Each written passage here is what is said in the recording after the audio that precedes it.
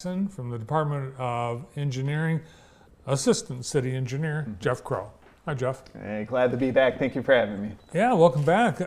We've had, I guess, from the perspective of workers, a very good summer with not a lot of rain. Some nice weather like today. Well, right, yeah, we've had great weather this summer, but in regards to how many projects we have, you really don't see a lot of completion. And the reality is, we just have so much going on planned for 2025. And so there's a lot of projects that haven't even started yet or are just kicked off just a couple weeks ago. So when you say end of summer, it's really not the end of the construction season. We're just getting started until we get some really bad weather. That's when we start shutting things down. And that means snow. Yes. Yeah. Yes. Yeah. We can work through some weather. Okay. I think we got a lot of summer left, so that's good. I'm glad. I'm glad that's your perspective as well. Today we're going to look at some of the projects that have been going on and get an update from you. And I think we're going to start kind of downtown, Blackstone and Glick. I was surprised I saw orange barrels and barricades there the other day. Yeah, so we do have a contractor working on Blackstone between just one block between Glick Highway and Van Buren Street. And what we're doing is we're adding a left turn lane for the southbound traffic turning Oh, thank east. God. Yes. Yes, it has been on our radar for probably just as long as you, for about, 7 years now since we did that two-way conversion, that I-94 bus loop conversion back in 2018. So we've known about it, we're doing it now, and the contractor, they mobilized to this area about a couple weeks ago. They removed the asphalt, they graded new gravel base, they improved the stormwater runoff drainage, we widened the road, just a couple extra feet to squeeze in that left turn lane. But hopefully that's going to help improve traffic flow quite a bit, which ultimately safety for pedestrians and drivers alike. So will there be a left turn lane heading north and south? Yes, yep. It'll mimic what we currently have going on the south side, so it'll just be your usual intersection, no surprises on the north end. Wow, that's a surprise. I didn't even know that was going on. You actually widened the road. You chopped into the median thing there? No, not by a lot, just enough to squeeze in. Originally there was a couple of 14-foot lanes there. We just added another 11-foot lane. So essentially we turned a 29-foot road into a 33-foot road. Oh wow, there's math in your job, isn't there? Just a little bit. Well, with the new Blackstone that is, I think, opening as of last Friday, they were getting ready to apply for an occupancy inspection, so it's pretty close. And these types of projects, they move really quick. We should have that back up, open the traffic on, or about a couple weeks from now. All right. Next, let's go to MLK, and that is that's the biggest project of the summer That's right now. the project. Yeah. I would say so. So, yes, Martin Luther King Jr. Drive, this project, we are reconstructing MLK beginning at Morrell Street and extending 1 mile south down to South Street. And phase 1 this year kicked off in May. We've been doing all underground work since then. We've been installing new water distribution main, new transmission main, new sanitary and new storm sewers. And now we're just about to wrap up the storm sewer work, so we should be starting working on site concrete. What you see right there is a light pole base.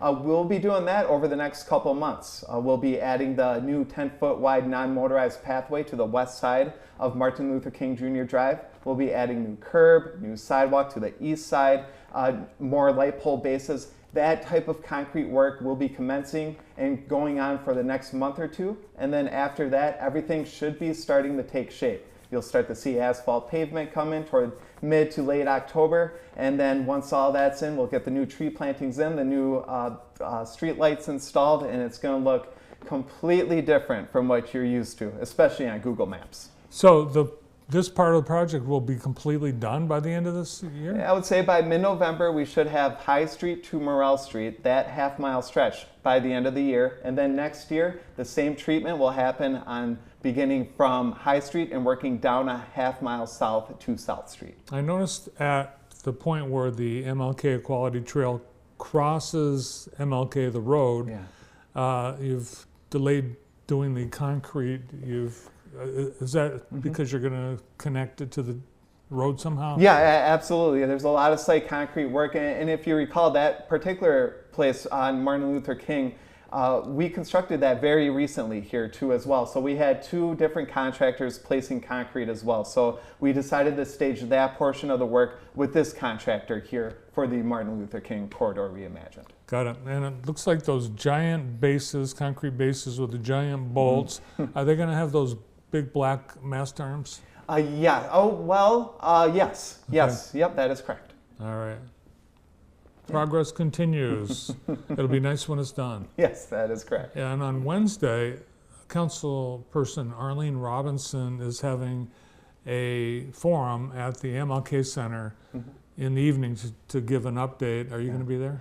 I will not, but Troy White, city engineer, will, and he'll be giving a presentation about pretty much what we just talked about here. But he'll marry that presentation with a PowerPoint slide presentation. But yes, we encourage anybody in Ward 1 district who wants to, or just anyone in our community that wants to know a little bit more, they can attend the meeting. Also, we're just a phone call away too as well. If there's anything specific, just give us a call. We'll help you out. Great. Next, let's take a look at Waterloo, Pearl. We've seen some streets opening up, and I think that's the MDOT part of the projects. Yeah, well, this one was, and also a huge project that kicked off way in March of this year, and this is a water transmission main replacement project. And currently, we have contractors working at the intersection of Waterloo Avenue and Michigan Avenue. But again, like I said, they've mobilized to this area back in March, and they've installed new water transmission main pipe on Cooper Street from Michigan to Pearl. They installed new water main pipe on Pearl, 6 blocks headed east down to Waterloo, and they just most recently installed the new water transmission main pipe on Waterloo, which that piece of pipe is currently being tested to make sure it is free of harmful bacteria. And at the same time, the contractor is grading out the roadway so we can make room for asphalt pavement, which should commence toward middle of next week. We should have asphalt pavement both on Pearl Street and on Waterloo Avenue. Looked like maybe someone threw a couple mufflers from Chrysler's in the ditch. Well, when you dig around this area in the industrial age, you see a lot of unforeseen materials. So this isn't actually connected to all that stuff going on around the train station? Well, when there's so much construction going on, because at the train station, that was our Cooper Bridge replacement project, but we also had water transmission main pipe straddling that existing Cooper Street bridge. So those are actually parallel and coincide to each other. So there was a time back in March, April where our construction zones did conflict and we started merging our detours together. So hopefully today, since that work is mostly complete, that we can start to see a clearer picture, clearer visualization of what the detour should be. Hopefully we have a less orange cones that make that more apparent. In that bridge, that's the MDOT project. Have you looked at it lately? It looks like you can't really get a picture of what it's going to look like when it's all done. Right, there's just been so much groundwork, and that's 90% of bridge work. It's really abutments, staging to make sure that bridge will last for centuries, which all of that is underground work. All right, so water, we're doing a lot of water, underground water service. Next, let's go to West Wilkins Street. I think West Wilkins and First Street. Yeah. Yep, so actually this is on Wilkins Street, and the contractor is moving quite fast. So they were at Wilkins, they were at Williams. I believe today they're at Mason Street right now. Okay. But what this is our voluntary program to replace lead water service lines throughout our city for homes and business owners at no cost to property owners. Did you say voluntary?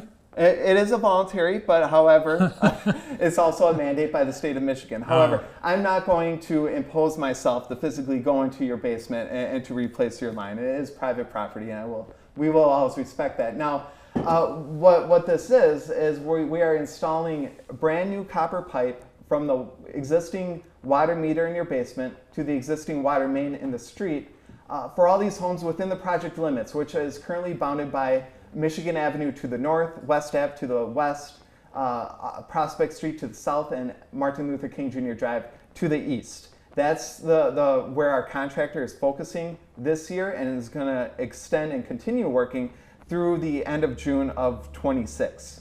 Now, like I said, we have a need and a goal to replace all lead service lines within the city of Jackson in a reasonable time frame. And it's not just a goal for us, it's a mandate by the state of Michigan back in 2018.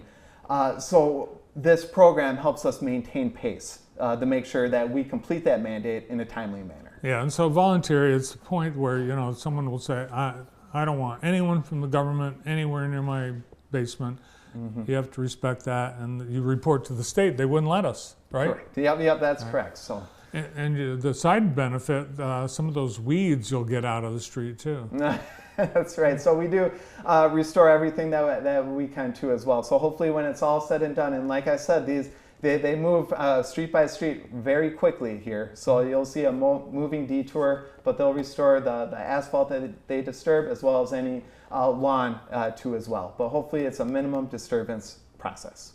The MLK Equality Trail and the Falling Waters Trail, that looks like it's had a lot of progress. You're getting close to the end of that. Yeah, close to the end of that, but we are going to be starting the Elmdale Trail Connector, which connects the Elmdale Trail to the MLK Equality Trail. That's going to start in October when we're allowed to clear some brush and trees. But with that said, that's going to be between South Street and First Street on Jackson.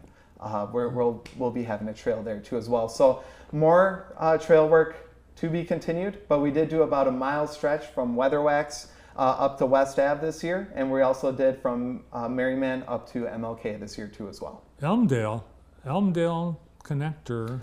Oh yeah, so this is the Elmdale Trail on South Street from First to Jackson. I do believe, yes. Okay. I may have got those streets mixed up if I so it's not a whole lot, but we are connecting parks to parks, and so hopefully really the reality is a complete street mentality is what we're looking at. And that's a dirt road there. Yes, it is a dirt road. So we are eventually we hope to pave that dirt road, but we do have room on the south side to straddle the south side a little bit, put a concrete path in that way. So the concrete, there'll be a concrete for bikes, dirt for cars.